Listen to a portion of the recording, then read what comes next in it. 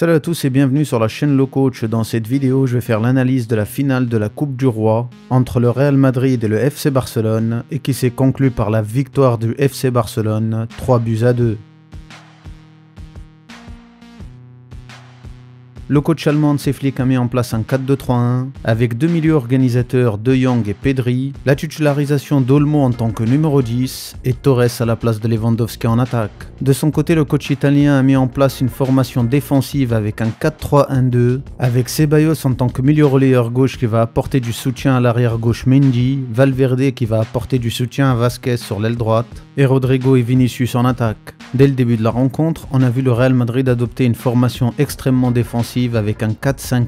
Rodrigo rejoint la ligne des milieux sur l'aile droite pour former un milieu à 5 et de son côté Vinicius est le seul attaquant en pointe. L'objectif avec cette formation défensive, c'est que Rodrigo prenne l'arrière gauche barcelonais Martin qui monte sur l'aile gauche, de son côté Valverde reste au contact de Pedri, Bellingham sur De Jong et Tchouaméni sur Olmo qui se positionne entre les deux lignes. Et c'est ce que les Madrilènes vont faire durant la première mi-temps. En essayant de bloquer Pedri et De Jong et Olmo, ils espèrent bloquer le développement du jeu blaugrana. Mais c'est là qu'intervient Rafinha, qui va rentrer à l'intérieur pour se positionner dans le dos de Rodrigo, et il est servi dans l'espace libre entre les lignes. Lucas Merguez ne voit pas l'action et fonce sur Rafinha. Rafinha sert en pivot Ferran Torres, qui sert immédiatement dans l'espace libre Martin, qui a pris l'espace libre dans le dos de Merguez. Et c'est comme ça que les Barcelonais essayent de passer sur l'aile. Ils vont varier aussi avec le jeu long, avec toujours Pedri aux manettes. Dès que Merguez n'est pas bien positionné, Pedri cherche long pour trouver Rafinha sur l'aile gauche et donner à son ailier des situations de 1 contre 1. Le plus important pour les deux milieux organisateurs des Blaugrana, c'était de se débarrasser de leur marquage individuel.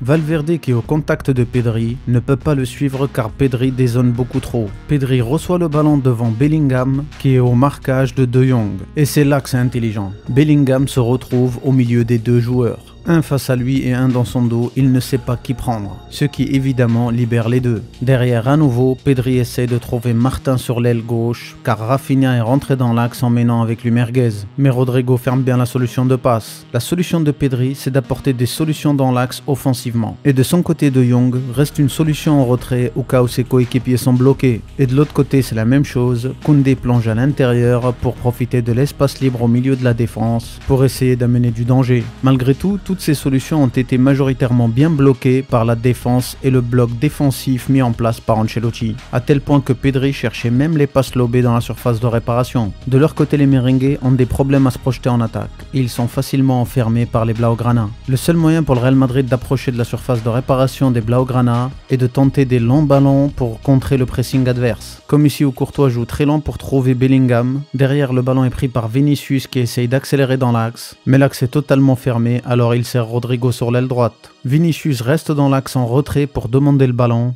et il est servi devant la ligne des milieux des Blaugrana. Derrière, il fonce s'encastrer dans le milieu de terrain Blaugrana et il perd le ballon à cause d'une passe hasardeuse. Et c'est là où les Barcelonais engagent immédiatement la contre-attaque à l'image d'Olmo qui se fait tamponner par Rudiger et derrière Yamal cherche à jouer lent pour trouver Rafinha sur l'aile gauche. Et de son côté, Torres reste dans l'axe. Rafinha accélère pour rentrer dans la surface de réparation et il centre à ras de terre pour Torres. C'était une grosse occasion dangereuse du FC Barcelone en contre-attaque. À nouveau, les Blaugrana continuent leur système de jeu avec Pedri qui va venir chercher Rafinha qui passe dans le dos de Rodrigo et de son côté Martin monte le long de la ligne de touche. À nouveau le ballon revient à Pedri et de l'autre côté Koundé accélère pour rentrer dans l'axe à nouveau emmenant avec lui Ceballos, ce qui laisse l'espace libre à Yamal pour recevoir le ballon et avoir un face-à-face contre Garcia. Yamal accélère et rentre à l'intérieur pour se mettre sur son pied gauche et frapper mais sa frappe n'est pas cadrée. Et de l'autre côté le Real qui joue long pour lancer ses attaquants en profondeur, ce qui leur permet d'avoir des situations de 3 contre 3 avec Bellingham, Vinicius et Rodrigo. Bellingham attire le bloc sur le côté droit, mais Vinicius ne plonge pas en attaque et reste en retrait pour demander le ballon dans la même zone que Rodrigo, avec les deux joueurs dans la même zone de réception, ce qui facilite le travail des défenseurs de Barcelone. À la réception, Vinicius ne frappe pas et il se retrouve rapidement enfermé par la défense, la contre-attaque est morte dans l'œuf. Encore une fois, les merengues vont chercher à jouer lent pour trouver leur coéquipier en attaque avec des situations de 3 contre 3, mais la défense de Barcelone dégage le danger. Et c'est comme ça que va venir le premier but de Barcelone.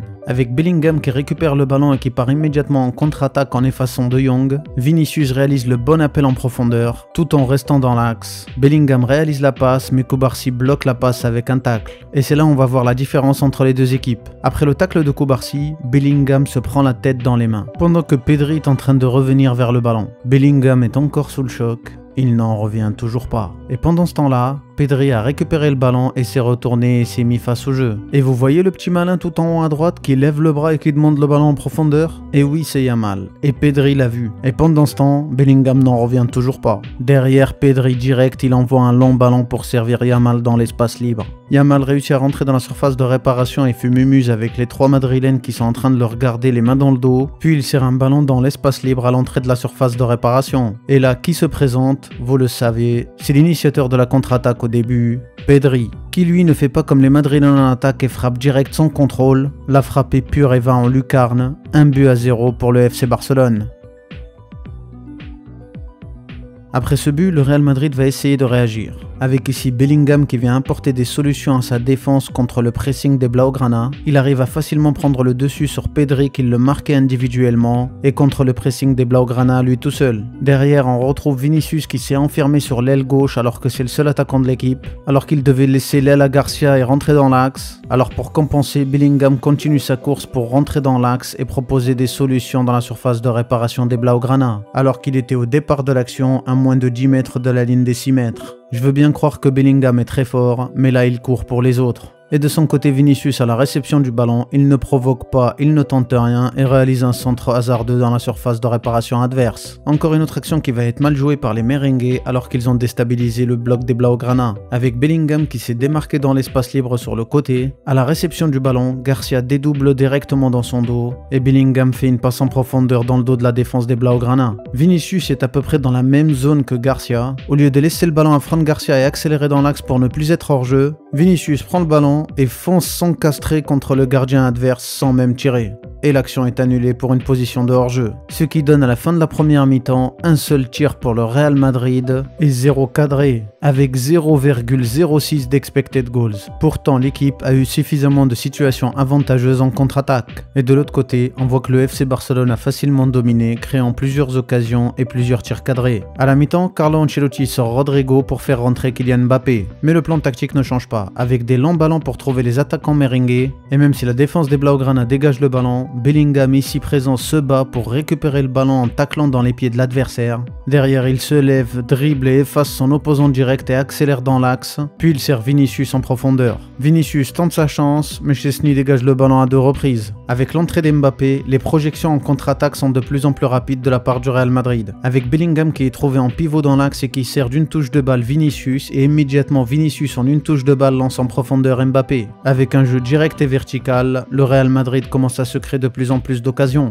Et c'est ce que prouvent les stats de la seconde période. Avec 12 tirs et 7 cadrés, c'est bien plus que le FC Barcelone, malgré un expected goals inférieur de 0,68, mais bien supérieur à la première mi-temps qui était quasiment égal à 0. Encore une autre occasion du Real Madrid où Mbappé est trouvé en attaque. Derrière, il fixe son adversaire et le fait reculer comme Yamal a fait sur le premier but. Puis il sert à l'entrée de la surface de réparation pour Vinicius, qui est totalement seul à l'entrée de la surface de réparation, mais au lieu de frapper, il préfère dribbler, et l'action ne donnera rien. À la 55e, Ancelotti décide de faire entrer Arda Güler et Modric à la place de Merguez et Ceballos. L'objectif avec ces deux entrées, mettre la pression sur le milieu de terrain des Blaugrana, surtout Pedri. Et c'est ce que l'on voit rapidement à la 58e. Avec Pedri qui récupère le ballon dans l'axe, immédiatement Modric dans son dos réalise un tacle pour lui enlever le ballon. Le ballon est récupéré par Vinicius à 25 mètres des buts de Szczęsny. Derrière, Vinicius arrive à l'entrée de la surface de réparation. Mbappé accélère pour demander le ballon dans l'axe. La passe est difficilement réalisable, surtout qu'il y a un défenseur Blaugrana dans la trajectoire. Mais de l'autre côté, Arda Güler est totalement seul et la solution de passe est facilement réalisable, surtout qu'il n'y a personne dans la trajectoire. Le choix de la passe vers Arda Güler, c'est le choix de l'assurance et de revenir au score. Mais Vinicius fait le choix du héros et tente la frappe d'en dehors de la surface de réparation et sa frappe n'est même pas cadrée. Et de l'autre côté, les Blaugrana sont beaucoup plus professionnels, comme sur cette action avec un long ballon pour trouver Olmo dans le dos de la défense des merengues, qui sert Torres en talonnade dans l'axe. Torres ne perd pas de temps et joue dans le sens du jeu en servant devant Rafinha à l'entrée de la surface de réparation sur le côté gauche. La frappe de Rafinha n'est pas cadrée, mais sur toute l'action, les Blaugrana ont à chaque fois fait les meilleurs choix, contrairement aux merengues. Encore une autre action où le gardien de Madrid va jouer lent pour trouver ses coéquipiers en attaque. À nouveau, c'est Bellingham qui vient se battre pour récupérer le ballon en réalisant un tacle. Le ballon arrive dans les pieds de Vinicius, mais cette fois-ci Mbappé décide de ne pas laisser l'action aux mains de Vinicius et lui chipe le ballon.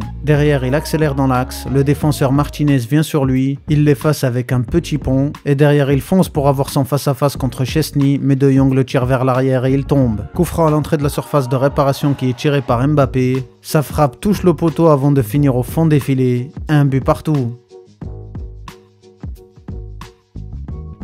Derrière, le Real Madrid continue ses contre-attaques directes et verticales, avec toujours Bellingham comme un acharné à la récupération du ballon, qui combine en pivot avec Mbappé pour réaliser un 1-2 où Mbappé est servi en profondeur. Derrière, Vinicius accélère, il est servi par Mbappé en profondeur. Le Brésilien efface facilement Martinez et accélère. Derrière, il a la possibilité d'aller tirer et de crucifier Chesney, ou de réaliser la passe en retrait pour Mbappé, mais il attend beaucoup trop longtemps car sa montre n'est pas réglée, ce qui laisse le temps à Cubarsí de revenir et de dégager le danger. Sur un corner d'Arda Güler, le Real Madrid prend l'avantage sur le FC Barcelone grâce à une tête de Tchouaméni qui envoie le ballon au fond des filets, 2-1 pour le Real Madrid.